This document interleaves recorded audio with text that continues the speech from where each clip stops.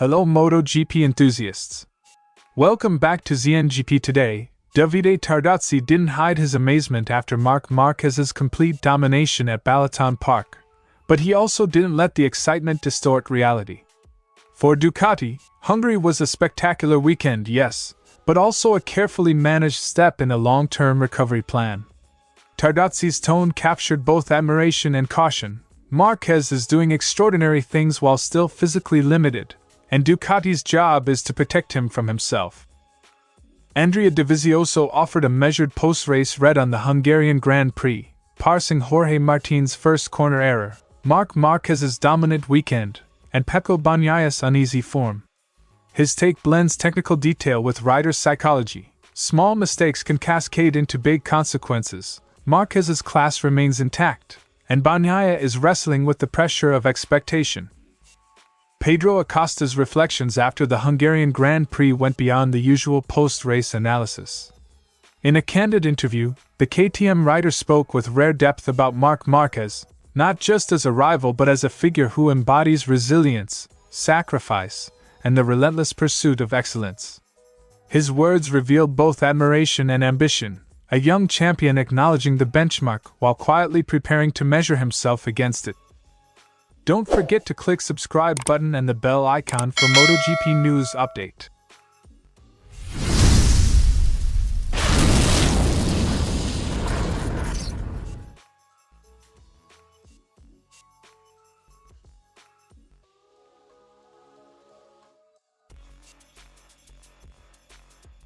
Marquez's Balaton sweep, pole, sprint win, Grand Prix win, was the kind of performance that once defined his prime years. But this time, it came from a rider still carrying the after-effects of nerve damage and surgery. Tardozzi admitted he shouldn't be surprised anymore, yet still is. "I'm surprised that I'm still surprised, because that's Marc Márquez." Ducati sees the weekend not as a turning point, but as a confirmation that Marquez's ceiling remains sky-high even when his body isn't.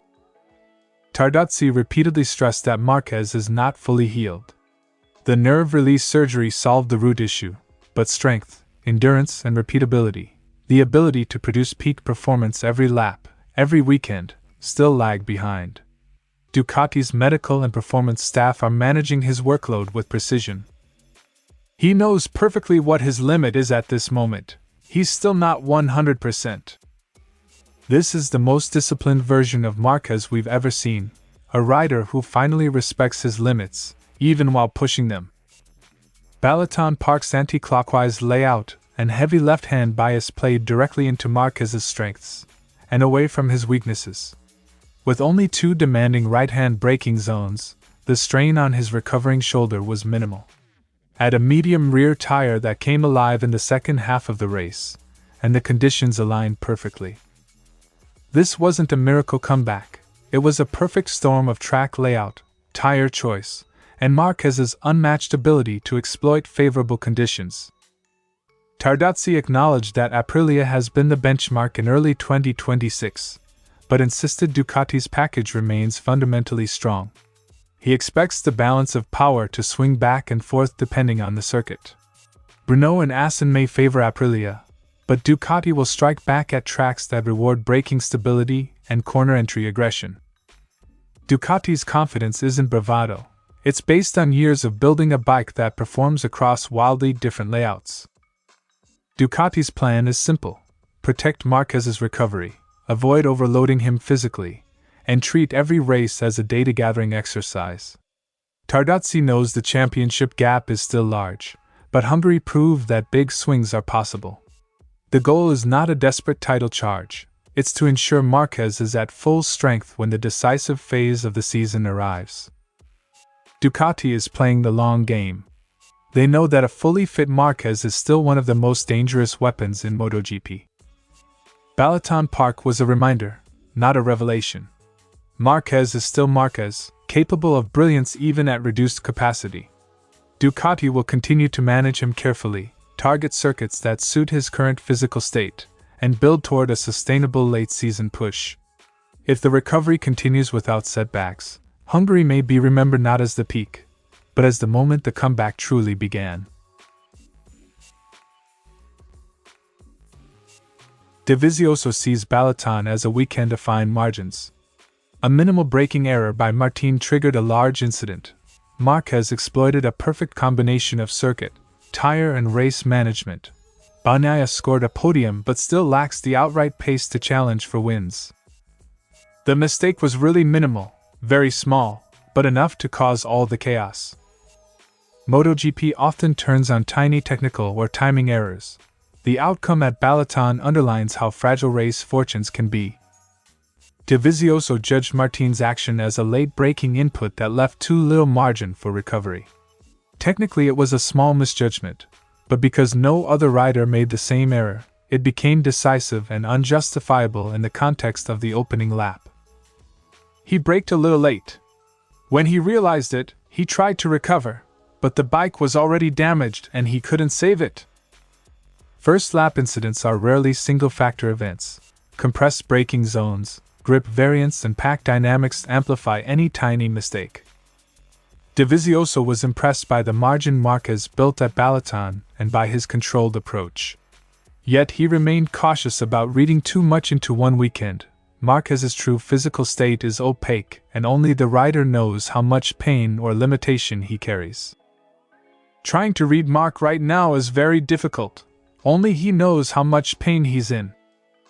A dominant weekend on a rider-friendly circuit is encouraging, but repeatability across different tracks is the real test of recovery. Drawing on his own experience, Dovizioso highlighted how arm pump reduces strength, reaction time and sensitivity, factors that can degrade performance over a race. He suggested Marquez might be compensating for residual limitations, which in turn stresses other muscle groups. When arm pump kicks in, you lose strength. You can go from 100 to 80, 70, or even 30. Managing physiological knock-on effects is as important as surgical success. Endurance and repeatability are the slow gains of rehabilitation. Dovizioso saw Marquez's fight with Pedro Acosta as controlled rather than desperate. Marquez had a margin and used his head, not unnecessary risk. He remains cautious about Marquez's title chances. One strong weekend doesn't erase the points gap, but it does change the narrative if repeated. It wasn't a big battle because Marc had a margin. Championship momentum depends on consistency. A single weekend can swing headlines but not necessarily the standings. On Bagnaia, Dovizioso expressed puzzlement and sympathy. When Pecco is comfortable he's exceptional, but right now he appears unable to accept not being the fastest. That psychological pressure may be compounding technical issues and undermining confidence. I see a champion who cannot accept not being the fastest. Mental state and bike feeling are tightly linked. Restoring confidence can be as important as mechanical fixes. Dovizioso's verdict is cautious optimism mixed with realism. Balaton showcased Marquez's enduring class and the brutal consequences of tiny mistakes, but it did not resolve the season's bigger questions: Marquez's long-term fitness, Bagnaia's form, and whether Aprilia or Ducati will dominate across varied circuits. The next rounds, starting with Brno, will be the true litmus test. Repeatable performance there will tell us whether Balaton was an outlier or the start of a deeper shift.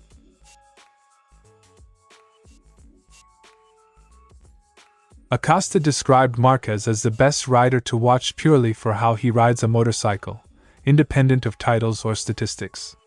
He emphasized that Marquez's comeback, after years of injury setbacks and doubts about his future, defines his greatness more than any of his victories. Perhaps I respect him even more for everything he suffered to achieve it again. For Acosta, respect is not about numbers but about endurance.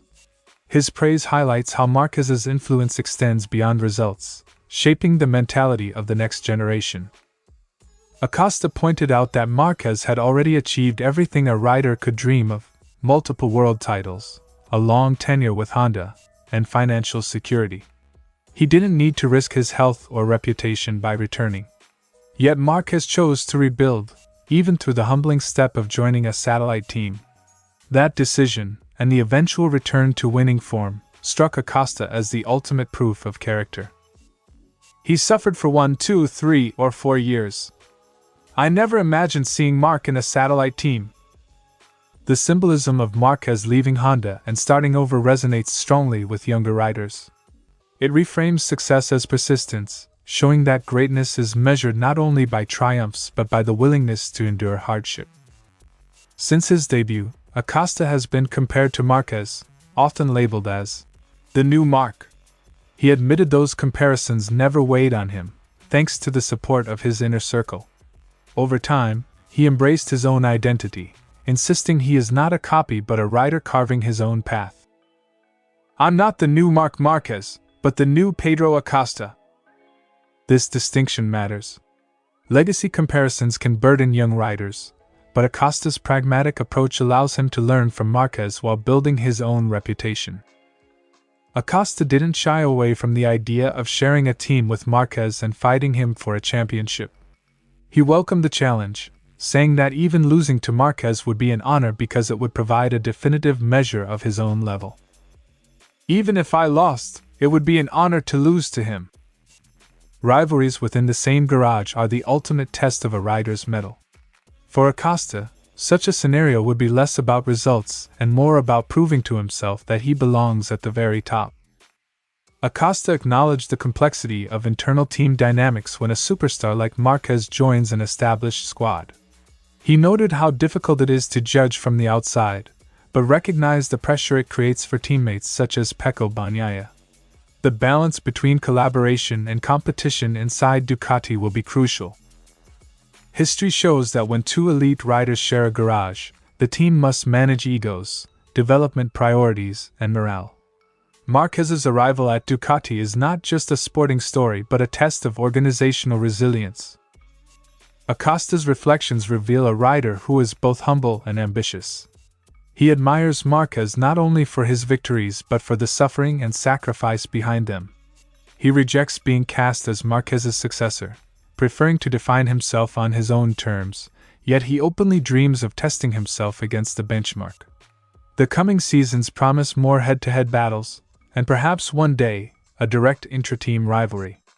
For now, Acosta's words remind us that Marquez's legacy is not just about speed, it's about resilience, and it continues to inspire those who aim to follow in his footsteps. Thanks for watching ZNGP Today, and this is your Moto GP news update. And see you next time!